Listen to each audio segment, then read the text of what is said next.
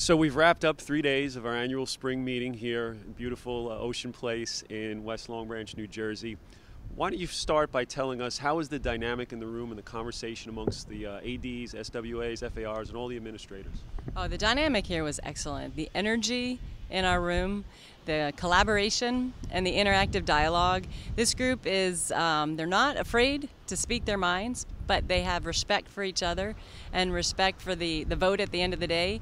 And they all understand the beauty of being part of a conference and making decisions that will better the conference, even though it's not always in the best interest of them at their individual institution. But they know how to work as a team and to do something as a group.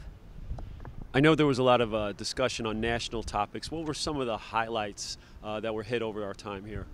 We had a number of highlights with the NCAA reform. We had Diane Dickman and Greg Dana from the NCAA to come in and talk with us about the NCAA reform, specifically about some of the changes to bylaws 12 and 14, as well as the overall focus from the NCAA presidential directives. So we've had great dialogue there. Our conference has been extremely engaged in these issues, and we intend to continue to engage and to provide feedback. So not only the reform, but as well the change in the athletic certification process to the institutional performance program. We had a fantastic dialogue on that with Tracy Flynn, a member, the NEC's representative on that committee. So we've had some very good interactive dialogue and trying to keep the group informed about where these conversations are going and making sure that our voice is heard. We spoke to some of the ADs in the group yesterday about conference realignment. I know that was a real hot topic at these meetings. Absolutely. I mean, conference realignment is on the top of everybody's list right now. Obviously, with the changes that are happening at the the A10 and dipping down into the Colonial, and then trying to speculate on what the Colonial will do to respond.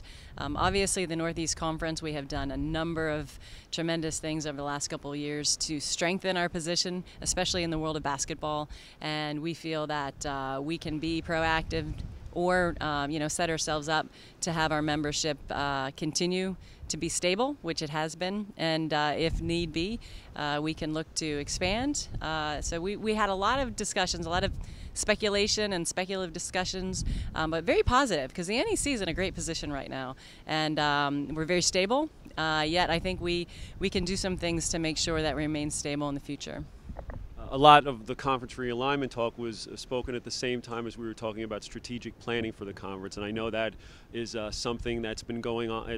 It's always ongoing, but now we're trying to hone in on a final strategic plan. Why don't you let us know a little bit about that?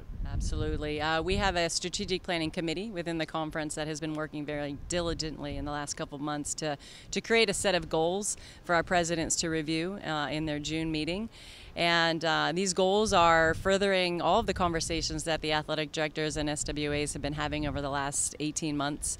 And the strategic plan itself we hope to have finalized by January. But as I mentioned earlier, some of our strategic goals have not changed over the last 18 months, which is to enhance basketball from an NCAA perspective to keep us in the discussion in terms of national movement and national reform. And then obviously putting together a plan for how we continue to enhance the NEC brand and our media exposure, and then finally to make sure that we know what we're doing with the rest of our sports and position ourselves to continue to be successful in all of our sports and moving into the NCAA competition. Basketball is always a huge topic of discussion at the meetings. It was today and the other days of the meetings as well. I know the fans are always interested in where we're going with basketball. If you could let us know how those discussions went.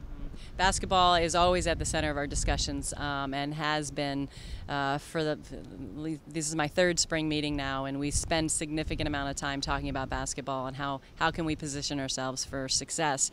And we spent much of our time this meeting talking about scheduling, the format, talking about our championship format. We re-emphasized our current format as a group, which is to take the top 8. Makes the regular season important, and it really makes things exciting for our fans as well as the student athletes in earning your right to the championship. And then we talked about scheduling and how we can utilize scheduling to better position ourselves for seeding opportunities in the NCAA tournament. And with that said, we did agree to forward to the president's a recommendation where we would go to a 16-game schedule.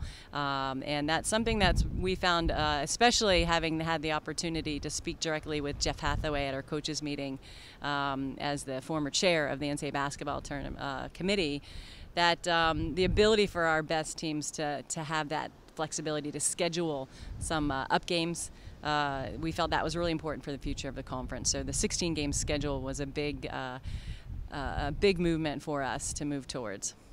And finally, staying with basketball, what about, there was much talk about non-conference scheduling and the opportunities that are out there for our institutions, and I know that the coaches talked about that in their meeting as well. Absolutely, and we have emphasized the need for our coaches to be very strategic in their non-conference scheduling, and we have talked about many of the events that are available to us. ESPN-sponsored events, the ability to work with the Barclays Center in Brooklyn and some of their events that they're hosting, the Gazelle Group, who we have worked with in the past, and we sponsor the Legends Classic. So pushing our coaches to look at those neutral site exempt events where you can play a good slate of opponents on a neutral court, gives you a better opportunity to win those games when you're not at home. So we spent a lot of time with the coaches as well as the administrators talking about the strategy of scheduling and how that can help us.